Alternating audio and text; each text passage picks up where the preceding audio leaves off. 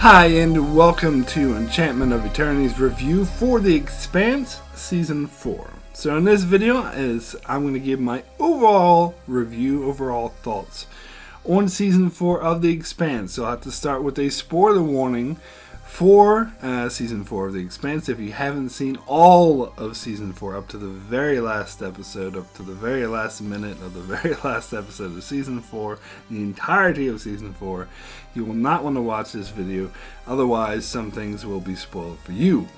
If, however, you have not seen up to the end of Season 4 and you've only seen up to certain episodes, you can find on my channel reviews for specific episodes that don't give spoilers beyond the episode in question. So, for example, if you're up to episode 5, well, at the moment I just have the first 2 episodes of my reviews up, but eventually I will have up to episode 5 up.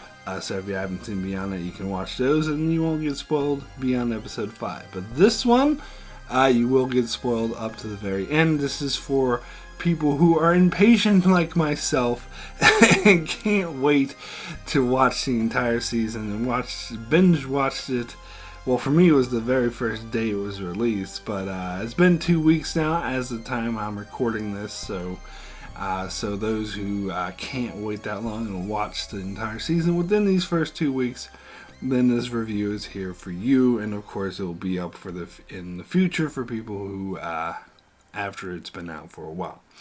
Anywho, let me jump in to my review of Season 4. So let me start by saying the biggest difference, of course, in The Expanse this season is where it's being aired. That it's on Amazon now, because of course it got canceled on Sci-Fi, and Amazon saved the show by picking it up and renewing it for another season. They are doing a much better job at advertising and marketing this show, so it's my understanding that the show's become a lot more popular and is getting more views and more of the attention that it had always deserved. Now, I had talked about this in other videos that I did, that to my eyes it looked like it had a much bigger budget, but people attached with the show in interviews and whatnot saying that the budget is pretty much exactly the same.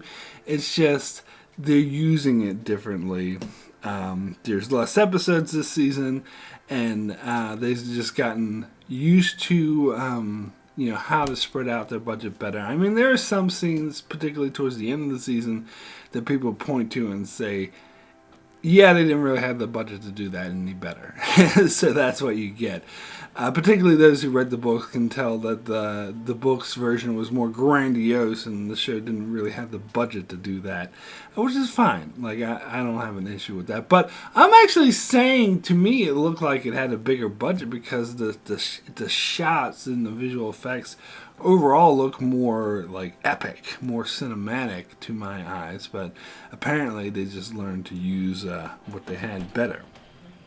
So I think that's an improvement on the show right there, is the cinematic quality is a lot more present. But also, of course, the biggest thing I want to talk about, and the first thing I want to talk about that changes how viewers consume The Expanse, is the Amazon Prime decided to release the entire season in one day.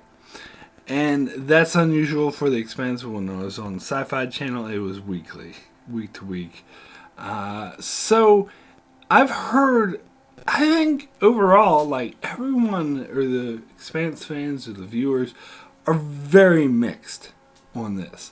I've heard very strong opinions across the spectrum, some to the extreme of, yes, this is brilliant, The Expanse is meant to be binged, this is what they always should have done, to the other extreme where this is horrible, this is not what The Expanse should do, it should be weekly, this is ruining the show. Now, I wouldn't go that far as an extreme myself, but I probably lean more towards the side that wishes it would be released weekly. Now, yeah, I have heard from certain people saying that they hate binge watching shows, and they like to have each week to consume and think about each episode before they move on to the next. That if you binge watch it, all the stories kind of blend together. And then I heard the other opinion that The Expanse is meant to be watched in one go because, particularly Season 1, I can see this argument being made stronger for Season 1 than for Season 4. Because in Season 1, they made all these references to, like, ship names, particularly with the Miller storyline, with, the Anubis, Julie Mao went on the Anubis and did all this. And I was watching, like, Episode 8, and they were referencing things from, like, Episode 2 that I saw, like, 2 months ago. I had no idea what the hell they were doing. I don't remember that from 2 months ago. So I can kind of understand that it is kind of meant to be viewed because it's based off of books, which you're meant to like sort of read in one setting. So I can kind of understand how some people might view it that way. That it is basically, each season is basically one story. Or Season 3 was 2 stories. But anyway, this season, Season 4, is basically one story. Several stories interwoven together, but basically one story where you're following it. So some people are of the opinion that it should be released in one go because we're meant to take it as one story. And I can certainly see that point of view, but I personally, I don't see it that way. In fact, like, certain shows like Better Call Saul that are released weekly, I think would be better if they were released all at once, because it really does seem like that is just basically one story, and it's just stretched over 10 episodes. I know you could say the same thing about The Expanse, but here's the thing. There's certain serialized shows, such as The Expanse, Game of Thrones, Westworld, and a few others that are basically one story over a season. But I think personally it really benefits from not just binging, from taking each episode as its own, digesting it, thinking about it. Mr. Robot's another example of this. And all these shows I mentioned, Mr. Robot, Game of Thrones, Westworld, they're all weekly. They're released weekly, and The Expanse was up to this point. And I actually think it serves them better that way. And honestly, from a marketing standpoint, I think it serves if you look at it strictly from a business perspective, it serves the company better as well. It does make me question why Amazon or Netflix would decide to drop it all at once. I mean, sure, it creates a lot of buzz when you drop the season, but if you release it weekly, you still get that buzz on the premiere episode, but it lasts longer. Like, if you drop a season all at once, the hype around it tends to dissipate a lot quickly, because most people watch it within the first week or first couple weeks, so a month later, the topic's pretty much forgotten. Whereas if you release it weekly, it lasts several months. And I mean, that's the old method for TV viewing. Usually it lasts all a year. But I mean, of course, with the more modern shows, they have shorter seasons, but it still would last 3 or 4 months. And that buzz keeps going. So I think from a business perspective, it makes more sense to release it weekly.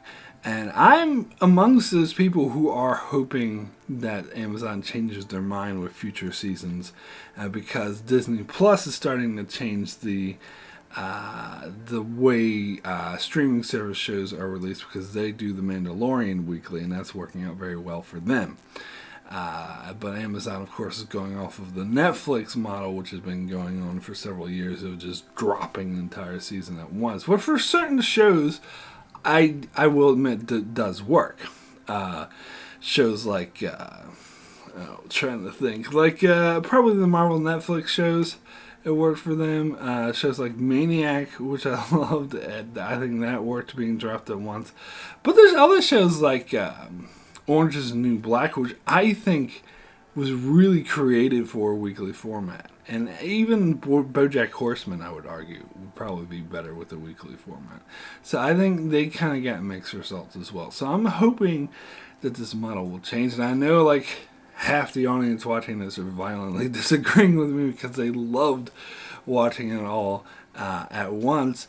But I don't know. I'm, of course, a little bit biased on this subject because I'm a YouTuber. I do the weekly YouTube things, and because Amazon decided to drop the show all at once, it makes it harder for me, because usually if you got a show like Game of Thrones, Westworld, I could just week to week do an episode review on each episode and get people would watch the episode, they come watch my review, and they talk about it, we get this all community interaction, where with Netflix shows and other shows, I tend not to cover Netflix shows as much because of that.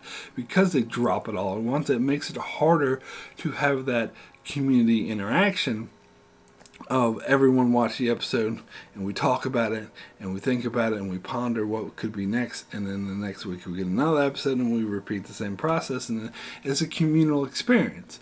And you kind of lose that because everyone watches the show at a different rate when it's dropped all at once. Like, some people watch it in a day, like myself. Some people watch it in a week. Some people will wait a couple months and then watch the whole thing. Some people will spread it out. And so you don't have, it's very inconsistent within the community. You don't have the communal experience. And I've heard the argument from those who prefer the binge watching method that, you can still have the communal experience because you can still talk with people who've seen up to your point or whatever. And there's a group on Reddit who all got together and decided to watch each episode weekly and then talk about it. So they created their own sort of micro community of what we would usually get on the macro level. And sure, you could do that, but that's not at all the same thing. It really diminishes what would be commonplace for other shows that release each episode weekly. And so it's not, it's so minuscule. It's not, shows like Mr. Robot, for example, you get that on a huge level. Everyone's on your level. But if you binge it, you only have a tiny community that agrees, that has strong willpower, that is able to withhold and release each episode weekly. Now, I decided to do my episode reviews weekly as well, but I don't have the willpower. I love the show too much. As soon as I knew it was being dropped at once, I knew there was no way that I would be able to have the willpower to wait that long. I mean, I think I tried doing this with Black Mirror once, and I kind of failed.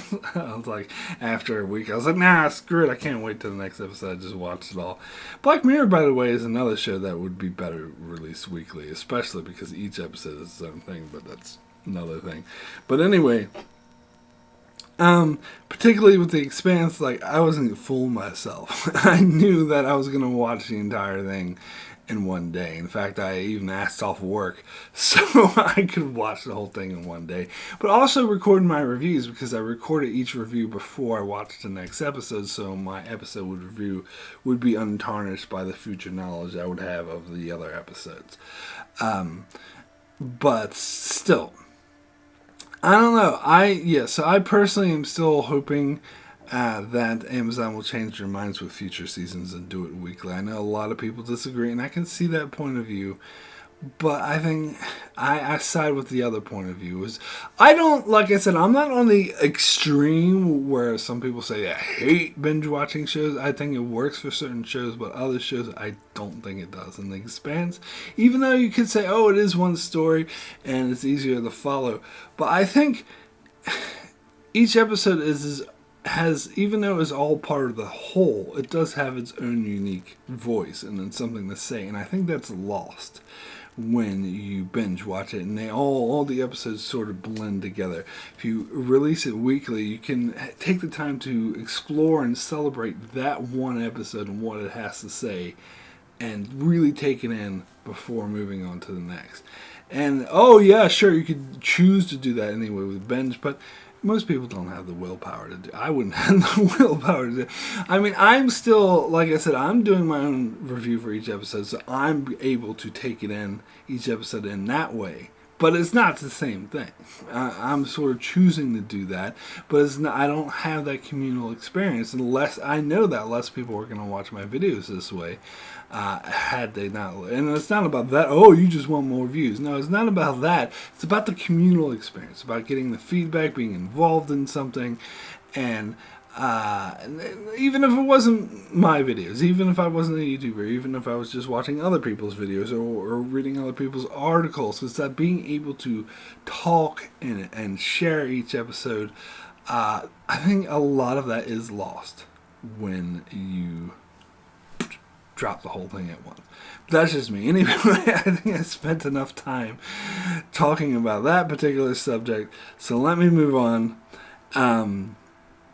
to talk about the actual content of Season 4, which I loved. Now, I will say, someone asked me to rank the seasons, and I would say off the bat, the Season 2 is still my favorite, and Season 1 is still my least favorite, although still a good season, but still the most problematic. And Season 3 and 4, it's hard for me to compare. It's really apples and oranges situation. At the moment, they're on par with each other. Maybe after I had time to digest Season 4 more, I'd be able to choose one over the other. Because those who watched my reviews for Season 3, and a lot of people strongly disagreed with me or were upset with me for thinking this, but I think this is anyone who sort of studied the art of storytelling, I think would have this perspective that Season 3 was poorly paced. That's the first half of the season went by too slowly, they stretched it out too far, and the second half of the season went too fast and rushed through this material. And a lot of people, oh, you only think that because you're comparing it to the books, which is not true, because there's many people, such as my brother, who never read the books, who also agree. I think it's actually even more apparent if you haven't read the books that they are rushing through the material in the second half of Season 3. Whereas Season 4 is perfectly paced, I think. I've heard different opinions. Some people thought it drifted, it got too slow and drifted a bit in the middle. I think most seasons of television do. I think this one did it to such a lesser extent than most shows do that I think it barely even matters. I personally think this season had really good pacing throughout. I'm sure you get more character stuff in the middle, but I think the way they handled it was really well. It didn't seem like filler like a couple of the episodes in Season 3 did. So I think this is a better paced season. But what trips me up is even though I had those pacing issues with Season 3 had moments that completely blew me away, that blew my socks off, such as, the mutiny on Agatha King with Admiral Suller and Admiral Wynn. Like, that whole thing was amazing.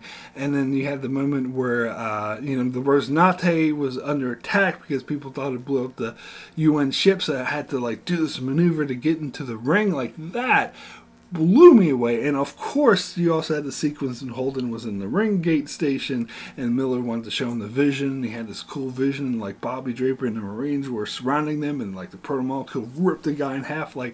Those were blow my socks off, amazing sequences. And I don't really think Season 4 had anything like that, at least not as amazing or blow me away as that.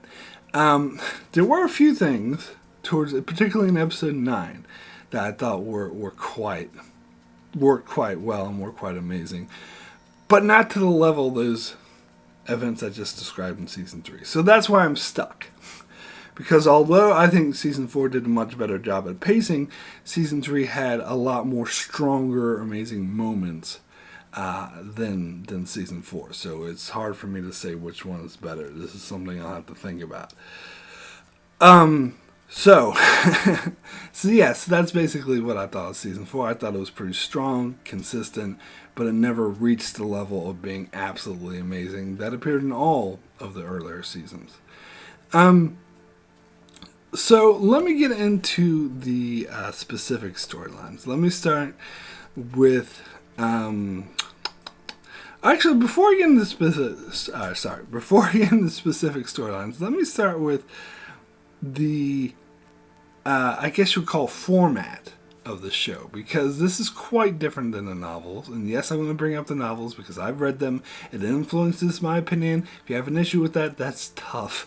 But anyway, I can't help it because I read it and influenced this. But anyway, I'm going to bring up because the format of the book that this is based off of, which is book 4, Sleepy Little Burn, was quite different because it was entirely focused on the planet of Illis, or New Terra, if you will, if you want to be a dirty Urter. But anyway, it's entirely focused on that planet, and there's 4, like most books, there's 4 different viewpoint characters, so you have 4 different storylines going, but they're all going around that area. You have Holden, who's on the planet, you have Elvie, who's on the planet, you have, what's his face, Bakia, I think is his name. He's on the ship and on the Rosinante with Alex and Naomi. And then you have Havelock, who's on the Edward Israel, the other ship. So they're all around the planet, and you have those 4 different storylines that kind of all intermix, intermingle, and they're all on that location.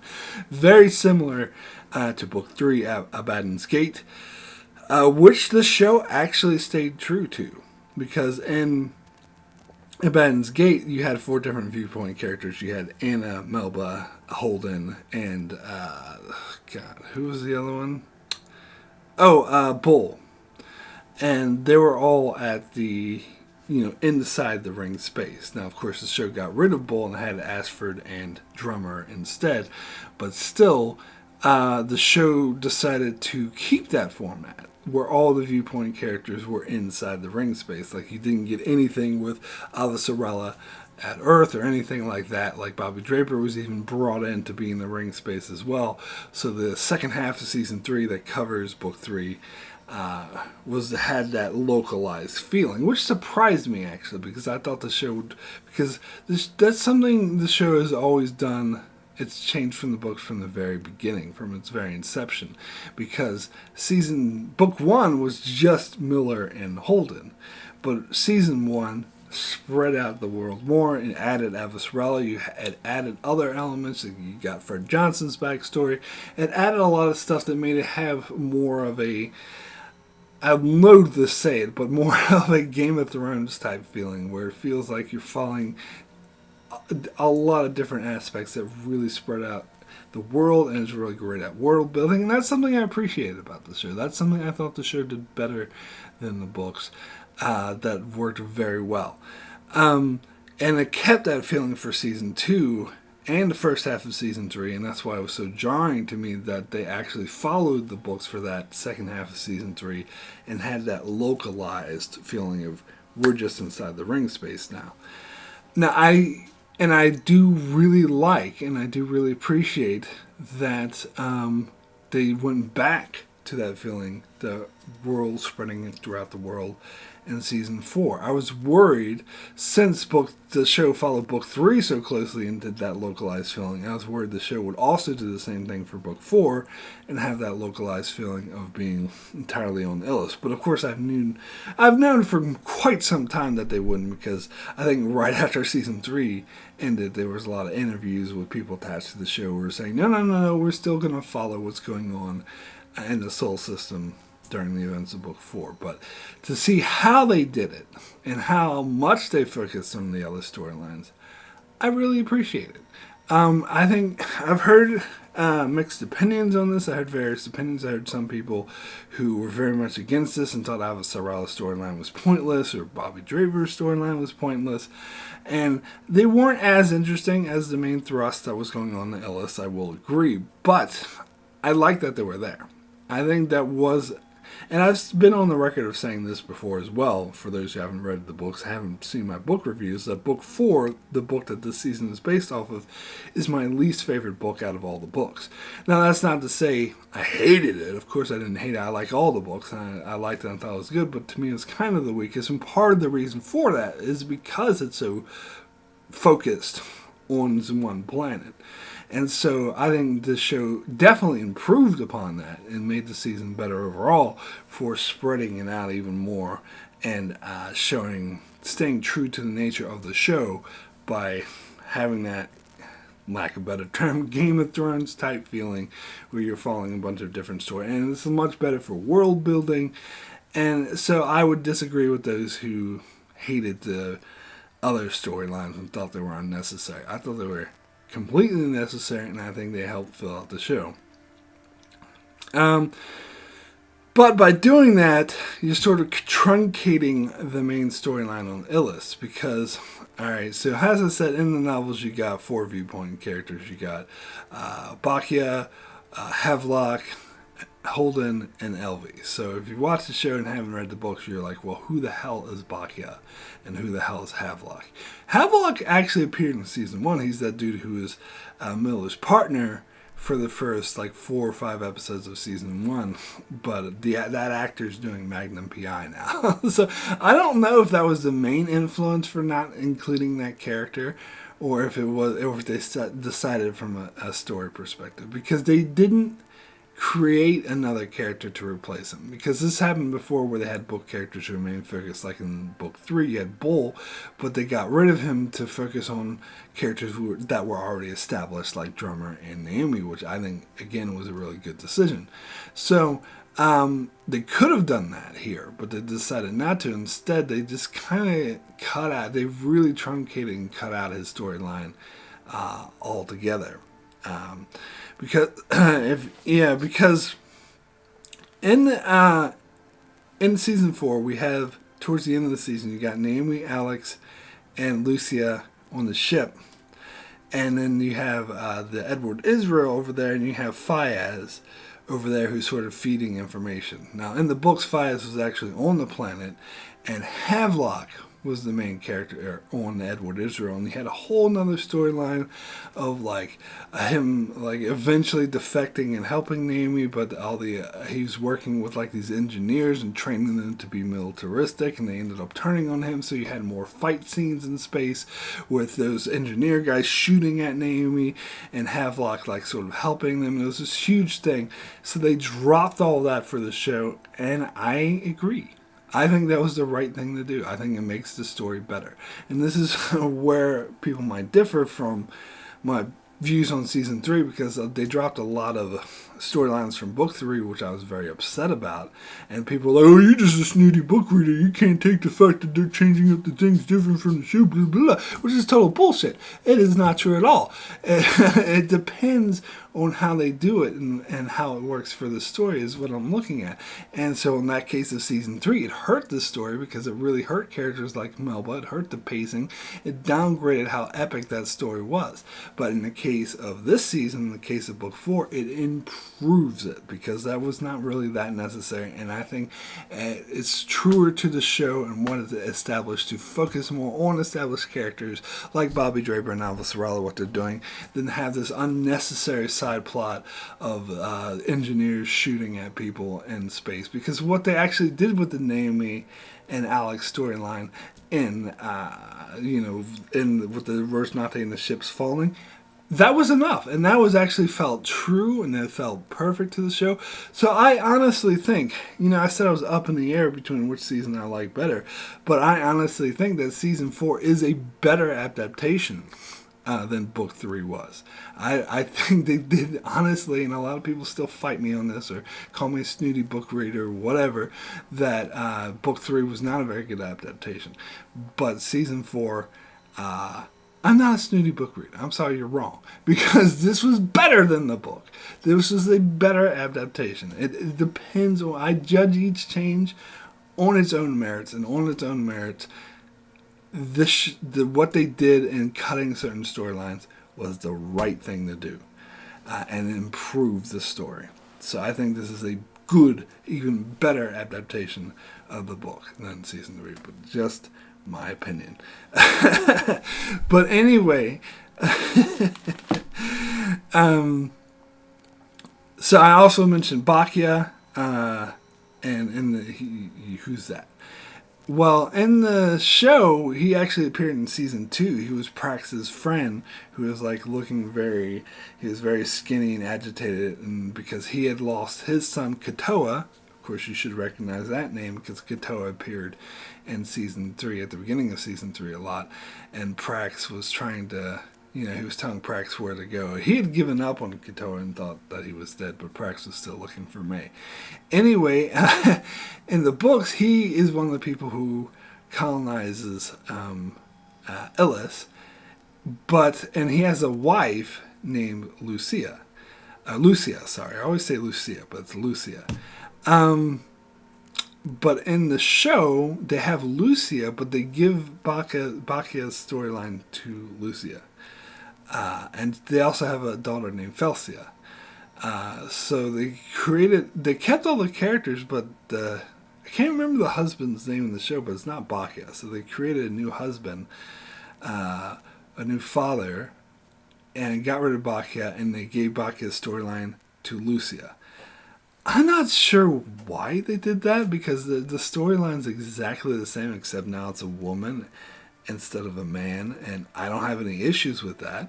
Don't get me wrong, but it doesn't really change much. I suppose there's more of a sisterly dynamic between Naomi and maybe that's why they did it. Maybe they were worried that they tried to connect these two characters. It would seem more romantic if it was a man and a woman. And so if they had two women connecting that way, that doesn't have those romantic connotations. And so if it was a man and Naomi was connecting with him, it might feel like she's cheating on Holden. Maybe that's why they changed it from a man to a woman. I don't know.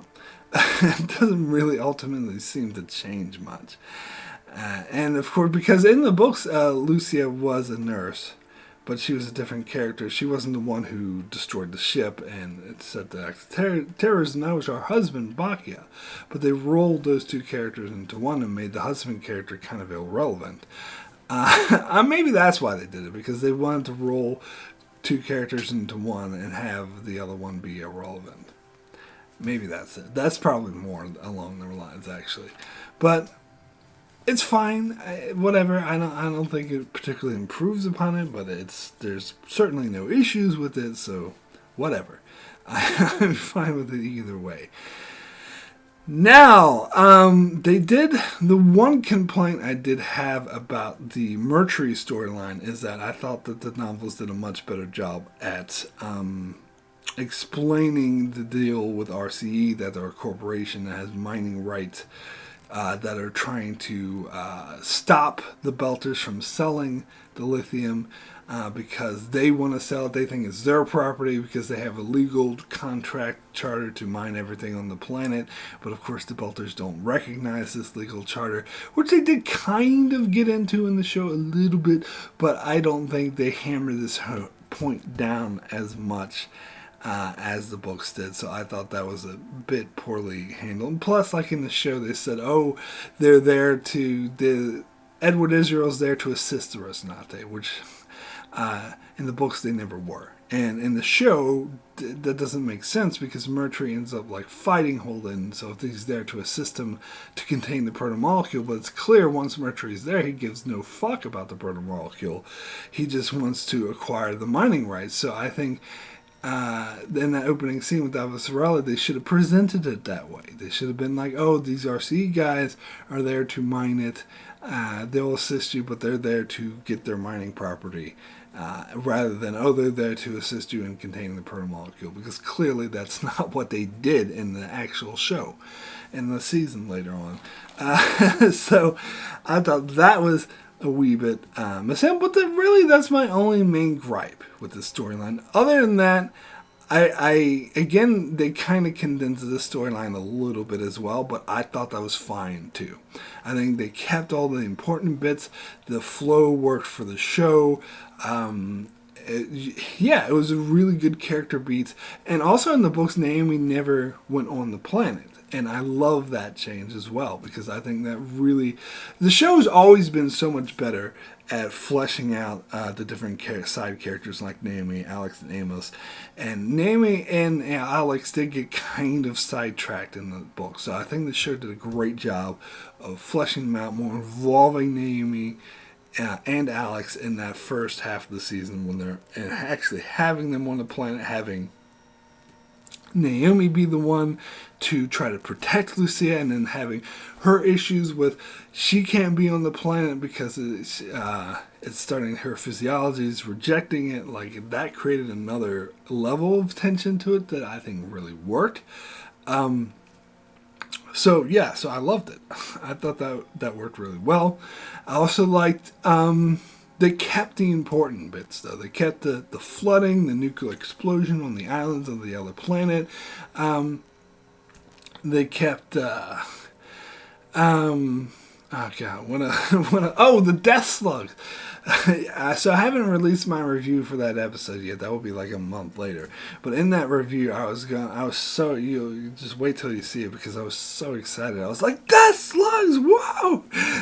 Because that was one of the elements I really liked from the books, and a lot of people read the books were speculating that would be left out of the show. So I was so happy that they kept it, and the way they used it again was really effective and really worked. It helped create the tension, because there's a flood and they're trapped in this tiny little space, and then they all start going blind, and on top of that you got these slugs that kill you if you touch them. I mean, it was just one thing piling on after another, plus the ships in orbit have losing power and they're slowly colliding towards the planet. Like, that's the important feel of the book that the show captured, I dare say, better than the book, because it was more focused. It got rid of some of those extraneous storylines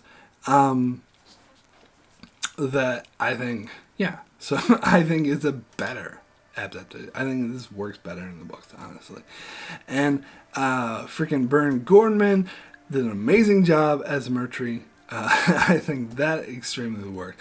I mean, another one tiny little gripe I might have, but again, I sort of let this one go because it has to do with budget, is that that scene towards the end of the storyline that was in episode 9, and the books that was a bit more, has this grandiose, and it kind of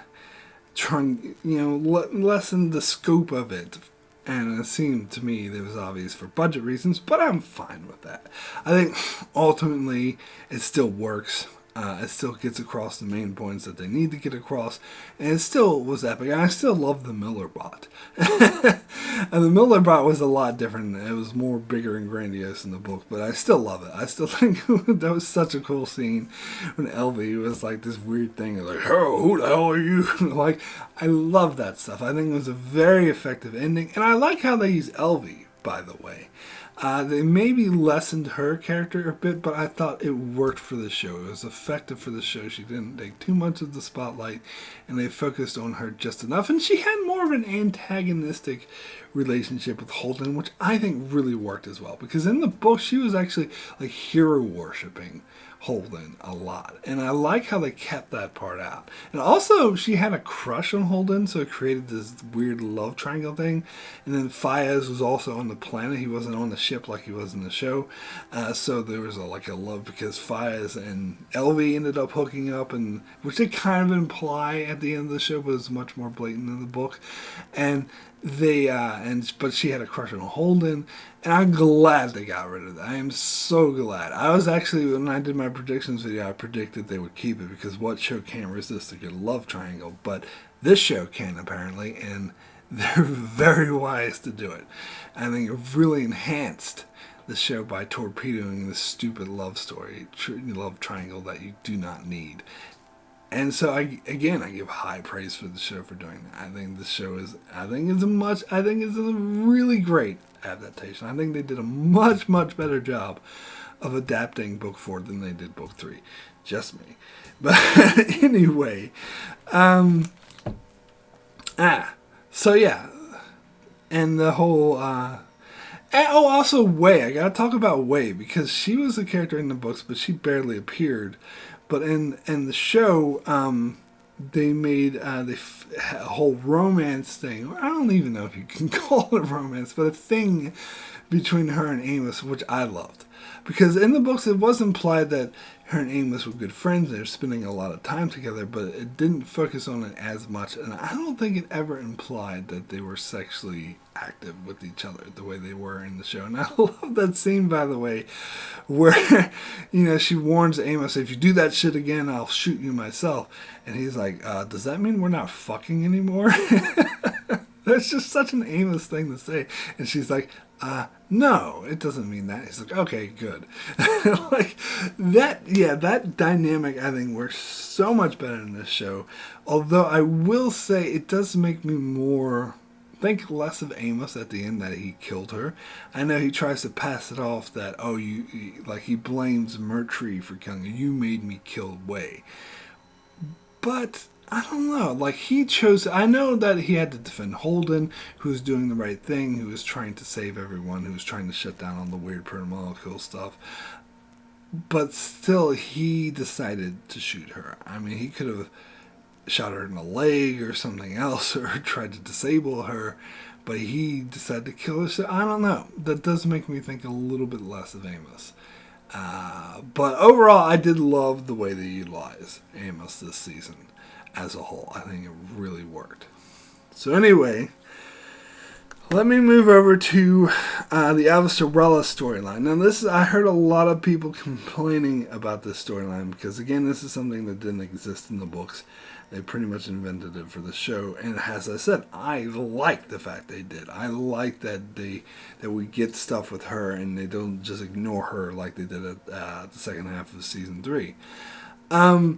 But a lot of people were complaining that they ruined her character because in the first, particularly the second season, she was like this badass that you were totally on board with, that you were cheering along, who was saying, "Oh, whoever the fuck you are, shut the fuck up!" And you're like, "Yeah!" And cheering. A lot of people called her, their favorite character. Whereas this season, she's a bit more backstabby. She's a bit more shady, and she's doing things that you're not completely on board with, and you're like, I don't know.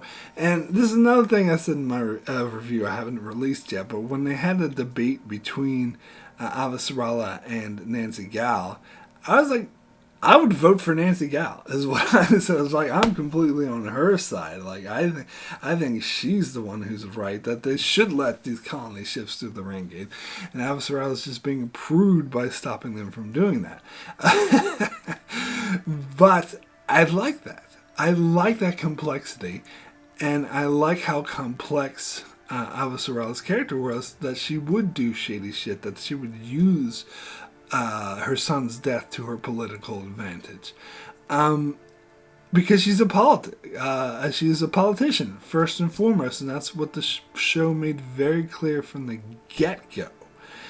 And so that she would do backstabby or less than moral things to gain political advantage fits her character, and I think it makes it a lot more dynamic and interesting. Sure, she's not, the total badass that you cheer for, but I think that makes her a more interesting character overall.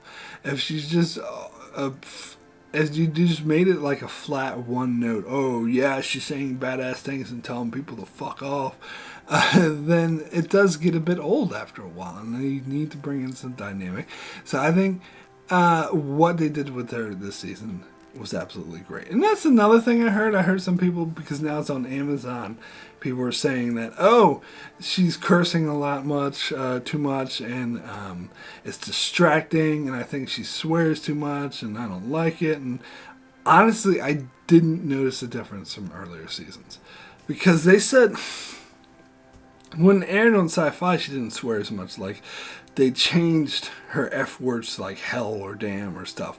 But if you watch it on Amazon, even the earlier season, you watch it on Amazon, or even I was watching at the time, wasn't watching it on Sci-Fi, I was watching it in New Zealand and other channels. They didn't edit that. They had the F words in. So if you go back even now and watch the earlier season of Amazon, she is saying fuck a lot. And I don't think she said fuck that much more this season. And I hate it when people get caught up on swear words. It really bothers me. I don't know. I mean, some people are bothered by swear words. I'm bothered by people who are bothered by swear words because they're just words. And I think a lot of times that's the way people talk, and that's a part of Avasarala's character. I mean, it's something that's true to the books. In fact, even this season, the way she swears and the language she used was downgraded from the books. The books is actually a lot worse. So I think that's a silly complaint, just me personally. I think it was fine. I actually didn't notice it being any worse than any of the earlier seasons. Just me. But anyway, let me move over to the Drummer and Ashford storyline. And I'm going to try to be a bit careful here because I'll have to do another video where I get into book spoilers when I talk about it. Because I have to be careful because this storyline was not in the books, but it was setting up. You can see, those who've read the books can see that it is setting up for book 5. And so it's what season 1 did with Avasarala. Because Avasarala wasn't in book 1, so they created a storyline for her that was kind of setting the stage for what was going to happen in book 2. In fact, it started incorporating some of the aspects of book 2 a bit earlier to create a storyline that was sort of setting up. So when season 2 happened, it jumped right into her book 2 storyline. And that's pretty much what the Ashford and Drummer stuff did here. It was kind of because there's a whole situation in the belt that book 5 focuses on more. Marco Anaris, who's the main villain of book 5, was brought in a bit earlier and is shown as a huge villain. They introduce him here, and they basically show events that could have happened before the events of book 5 that lead into it. Like, they didn't really bring in stuff that happened in book 5 earlier, except for maybe in the finale. For most of the season, it was just stuff that you can imagine happened off screen while the events of book 4 took place, and I like that. I think it adds a lot. I think it's brilliant, actually. I think because book 5, it did seem like you're jumping into a totally new situation where it's not going to feel that way in the show, because the show did a much job of, and they did the same, as I said, they did the same thing in season 1. I think it worked really well there, where it shows you the setup, the preamble of what you didn't get in the books, of setting the stage for what's about to happen, which I think really works well. Now, Ashford, of course, is a totally different character than he was in the books. In book 3, he was a lot more despicable, a lot more villainous, and at the end of book 3, he got arrested and thrown in a deep, dark cell and was never heard from again. But they created a different character who was a bit more dynamic in the show, and so at the end of season 3, they implied that he would still be around. And sure enough, here he is, even though, as I joked about in my reviews, nobody gives a shit about the fact that he shot a man in cold blood for not following his orders that would have gotten everyone killed. So the man that he killed was in the right, but nobody cares about Grigori. Nobody gives a fuck about Grigori. But even leaving that aside, I liked how they used Ashford this season.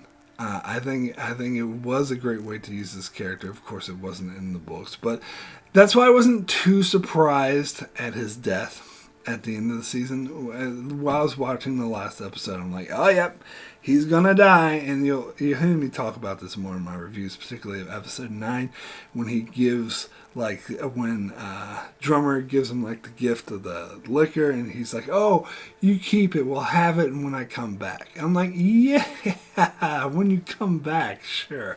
You're not coming back. It's like an old TV trope whenever someone does that. Oh, well, let's do it, we'll do this, we'll put it off, we'll share it together when I come back. That character's going to die. Whenever you see a character do that. And plus, as I said, the character's not in the book, so it kind of makes sense. And this whole storyline's off book. But once they get into season 5, they are going to cover the books which he was not in. So to me, it makes sense to axe him right here. But I thought it worked. I did think that his death was powerful. Like, that scene was absolutely amazing. I love how when Marco had him in the cargo bay, threatening to kill him, did mirror how they had Marco in the cargo bay earlier that season, and how he was singing that song, which was a callback to the same song he sung in season 3 as he died, and then he managed to send out that message, which I'm assuming is a recording of what Marco just said. That was all handled really well. Really well. And then, of course, you have the conflict between, like, Drummer and Ashford with the UN throughout the season. I love that one scene where the UN guys come on board the Medina station. They're just sizing up, like they get the measuring tape out and they're like, oh, how much is this? Like, that was, and how they're still, even though there's a truce between them, that they're still being assholes. They're still trying to be intimidating, still trying to act like they own them. And Drummer's, they said something like, oh, we're sending our ship in. And Drummer's like, okay, OPA has no objection. And he's like, I'm not asking for your permission. Like, they're still being dickheads about it. Like, that's a cool dynamic that we didn't get in the book that I think is really great, and I think that does add a lot to the story. So overall, I love the storyline. I think this was handled really well. I think it adds so much. I'm so glad that they had it in this season and we weren't just focused on Ellis. Now, let me move over to the Bobby Draper stuff, because this, I think overall I'm positive on this. Again, I have to be a little careful about this one because this kind of ends up feeding into book 5 a bit as well. But this was based off of a short story called Gods of Risk, a noveletta. And I recently read it because I wanted to see what this was based off of. And that short story was totally different. Like, this is very, very, very loosely based off of it. Because that short story actually followed Bobby's nephew, David. And even then it was completely different. It had nothing to do with Bobby joining this crooked cop and selling black market material. Or, they were taking down Martian ships and they're selling Martian technology to the black market or whatever. None of that existed. This is all inventions of the show. But again, this is kind of feeding into season 5, and I think that was a smart decision. I did like it. I don't know how, like, I didn't really care for the character of Lily, like the way she, oh, you're gonna get it now, the way she was always with, you're in deep shit now, you totally fucked up. She kept saying that to Bobby Draper, and that annoying. Like, this character, and how she had this antagonistic relationship with Bobby throughout the season, and every time she said something, like, just shut the fuck up. You're just annoying, you don't know what you're talking about. But I did like, though, how at the end, Bobby ended up saving her life, and they kind of became friends, and in a way, she was like, oh, I'm coming to the series, you should come hide with me. Like, that was good stuff. I did like that development. I like what they did with the crooked cop. At first, I didn't like the idea, like when Bobby went to report her nephew was kidnapped to a police officer and happened to be the same guy who kidnapped her. I was like, oh, that's a big cliche. But I like how, because I was worried they turned him into this huge villain, but they didn't. They actually had this, like, situation that was kind of like, he ends up being the likable crook who's doing it for his, for his family. Find out he has a family, and he's trying to provide them with a better life. So you get his point of view, and I think that was a nicer way to handle it. And I do like how Bobby started working for him, although this is something I complained about in a lot of other videos, that I don't think the situation they set up here is true to the show. They're kind of basing it off of the books, even though it doesn't really fit in what the show did. Because in the books, Bobby went to Mars, she was disgraced, and a lot of Martians treated her like shit, and she had nowhere else to go. She had to live with her brother, and that all made perfect sense. In this show, she does have somewhere else to go. The fucking Rosinante. At the end, I don't care what anyone says. At the end of season 3, it was clear that they were setting up for her to join the Rosinante crew. Very clear. I don't care what anybody says. Now, there's the argument that the showrunners might have thought that would have been the last season, and so they were just putting that as a final scene to say, if the show ended, it'd be like, oh, Bobby lives happily ever after with the Rosinante crew, which is a good ending for her, so that's why they did it. But regardless, I think it's very clear they were setting on so many people, including myself, were thinking that season 4 would have her go to Ellis on the Rosinante, but instead they completely, let's go back to Mars. And she wants to go back to Mars, be with her people, that's fine. But she's acting like, I have nowhere else to go, I'm stuck or whatever. No, that's bullshit. She can go to the Rosinante. They make that clear in the show.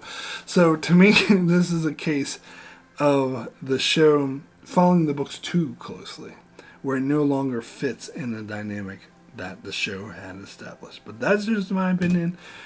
Free to disagree with me. I know a lot of people will, but whatever. That's really what I think about it. So, but overall, I mean, I do have my issues with the Bobby Draper storyline, but overall, I'm still glad they had it. I still like it. I still think it adds to the world building. So I do think overall, it was a good thing. So anyway, that's pretty much all I got to say about Season 4 of The Expanse. So now I'm going to give my rating for Season 4 of The Expanse as a whole out of 10. And I'm going to give this a 9. Excellent. It's a very strong 9. I was close to giving it a 10, but it didn't quite reach 10hood to me because there was nothing in it that really blew my socks off, as I said. Even though I did really love episode 9 and the stuff with the Miller bot and that weird, Eye of God thing in the middle of the room, like all that was in the confrontation with Mercury, like that was all good stuff.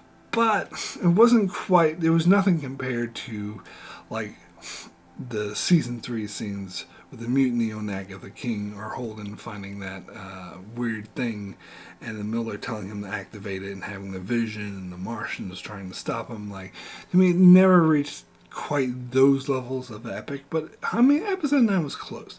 But season 3 had many moments like that, and season 2, not even to mention, had tons of moments like that too. Like, don't even get me started on that whole Eros incident with Miller. Like, nothing can top that. So I don't think there was anything close to approaching that. Well, there was something close, but didn't quite approach it in season 4. But as I said, it was consistent. They didn't have any filler episodes like a lot of previous seasons did, like the whole fucking Epstein thing in season 2. God, don't get me started on that. And so they were more punchy. It was paced better. Each of the storylines were great in stretching out the world instead of just being all focused on one planet like the books was. And as I said, I think it's a better adaptation. It's better than the source material. But the source material was my least favorite out of all the source materials, so it's a good thing it is better then. But so really enjoyed the season. Thought it was a very strong season. Probably will end up being my favorite season of the year from any show, but it didn't quite reach 10hood for me. Not quite, almost there. Anyway, that is it for my review of The Expanse Season 4. Thank you so much for watching. As I alluded to earlier, I will be dropping individual episode reviews for each episode that will be spoiler-free up to that episode, as well as my book-to-show comparison videos, where I know I probably got into that more than a lot of people would have cared for in this video, but so be it. Oh well. But I will have my book-to-show comparison videos for each episode where I compare the show to its source material and give my opinion on what I think worked better and what I think didn't. Anyway, thank you guys so much for watching this. Be sure to check out my channel as I do many other shows like Star Trek and more, so be sure to subscribe so you can keep up with all of that. And thanks a lot for watching.